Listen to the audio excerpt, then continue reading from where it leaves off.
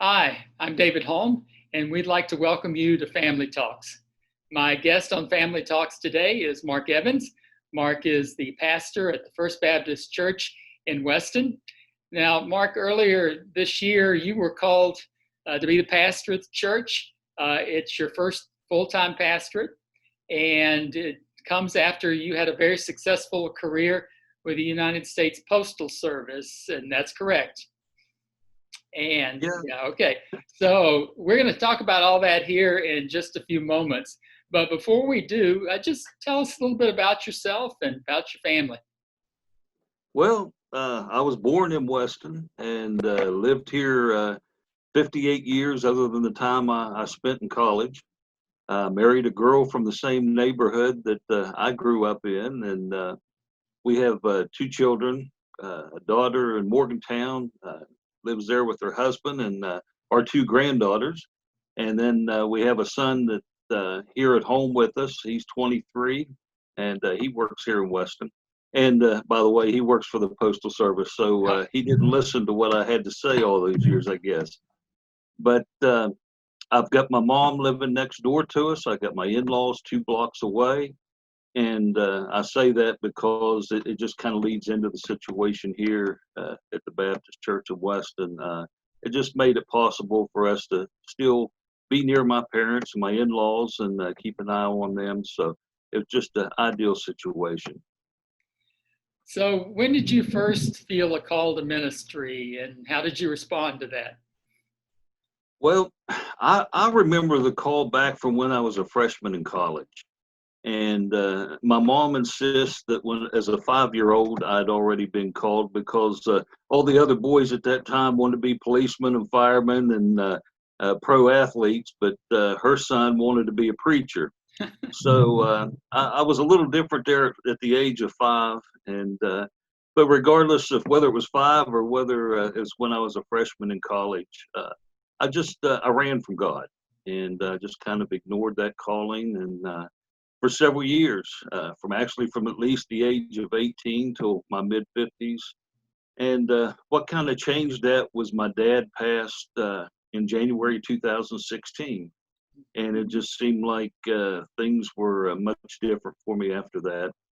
I like to think that God was probably working on me all those years, and it never left that calling. But I was finally to the point where I was willing to listen at that time, and so I listened to God.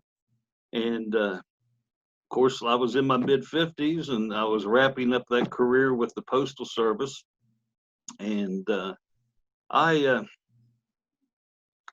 I guess I just was finally ready for what God had in store for me. And I talked to my pastor about it. At the time, I was attending a Methodist church. My mom took me there when I was 2 weeks old, and I went there for 57 years actually. Um, so I'd been a part of that church. I've been active in that church. But when I felt like God was calling me. At the same time, He was calling me into the ministry. I felt like He was telling me to give up some different things. It was like He didn't want me associated with anything other than just serving Him. And so I did. One thing I did was I changed my political affiliation to non-affiliated. It just seemed like it was something He was leading me to do. But then there was something else that was much more difficult. He was also at the same time telling me that I needed to give up my church membership. And like I say, I'd been going to that church for 57 years. I've been a member for over 40 years. I've been actively involved. My parents have been involved. My grandparents, my great grandmother was a founding member of the church. So when God was telling me to leave that, it was difficult to understand. And I had several conversations with my pastor at the time and told him what I thought. And we basically prayed about it, and he wanted me to make sure that that God was actually calling me to do. So that's what we did. And then eventually in Labor Day weekend, following my father's death, um, I was laying in bed, and I'm just saying to myself, I mean, I couldn't go to sleep, and I said, Lord, you're just going to have to tell me what it is you want me to do next. And God spoke to me, and it wasn't this booming voice from the heavens. It wasn't a vision or a dream. It was just like this thought flashed through my mind, and that thought wasn't my own. It had to be put there by God. And God said, "Well, how can I tell you what to do next when you won't do what I've already told you to do?"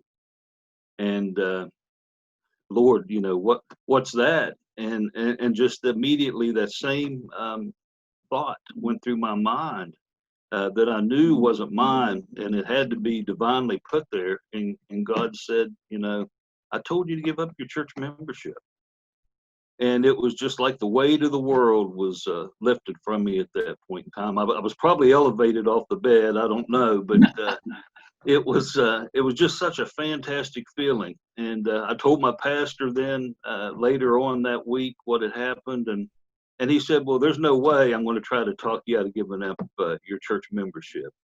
So that's what I did. And of course, by doing that, being a part of the Methodist Church, I was giving up all of the support that I would have had through the conference, the seminary, the placement in the church, all the financial support, all the support of the denomination. And I knew that. So I was basically out on my own after that point.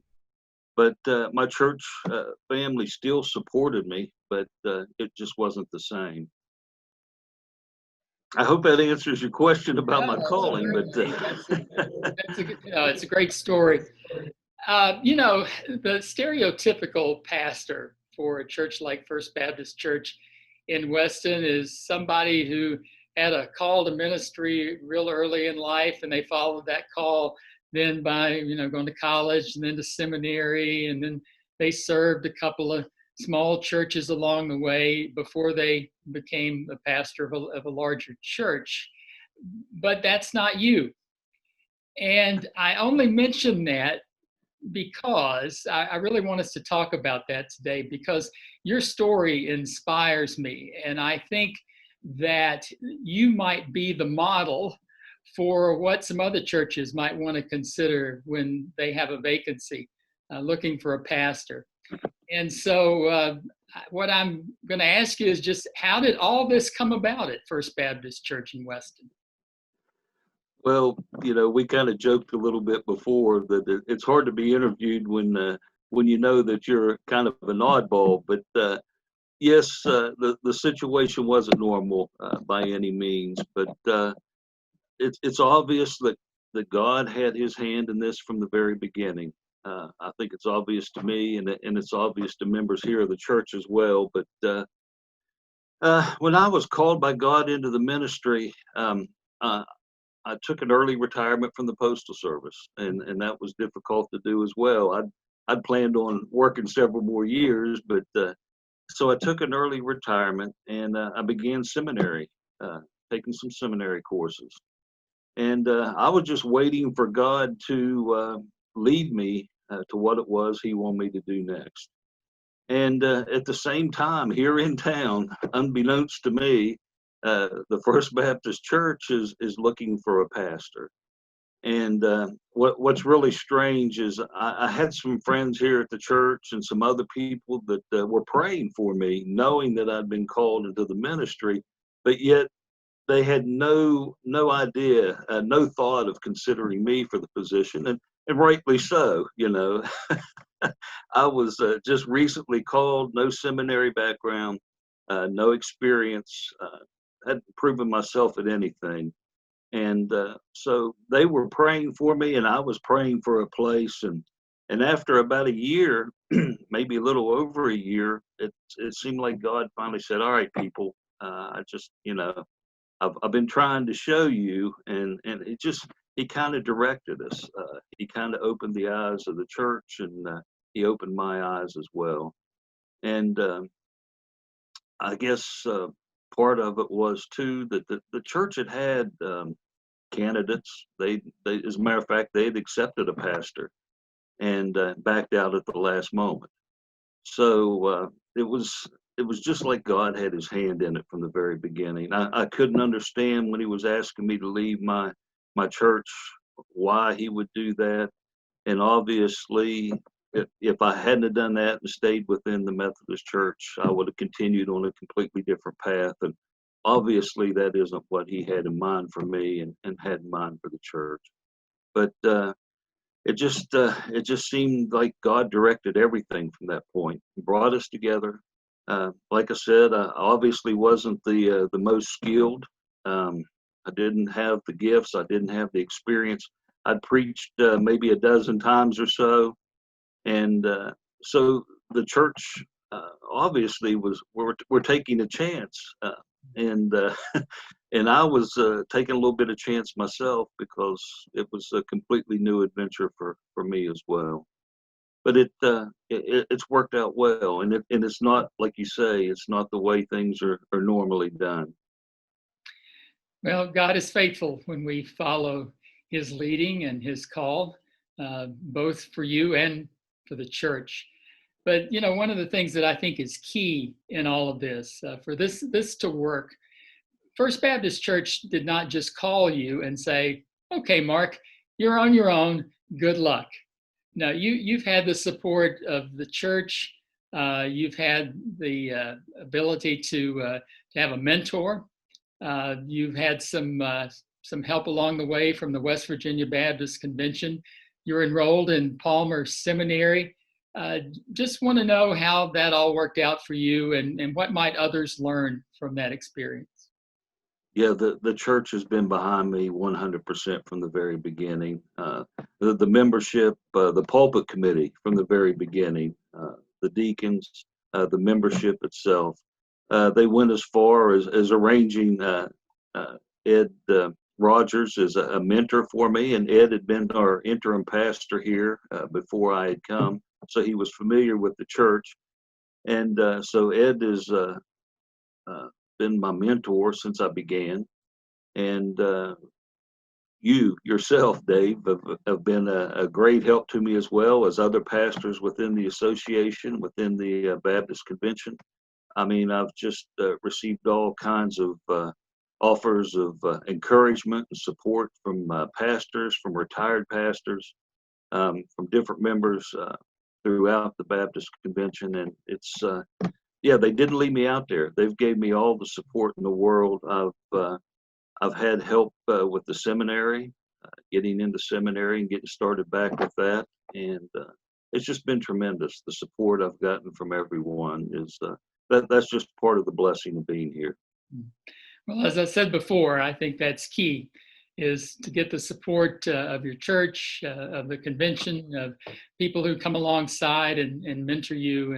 And really, I just think the model here is just incredible.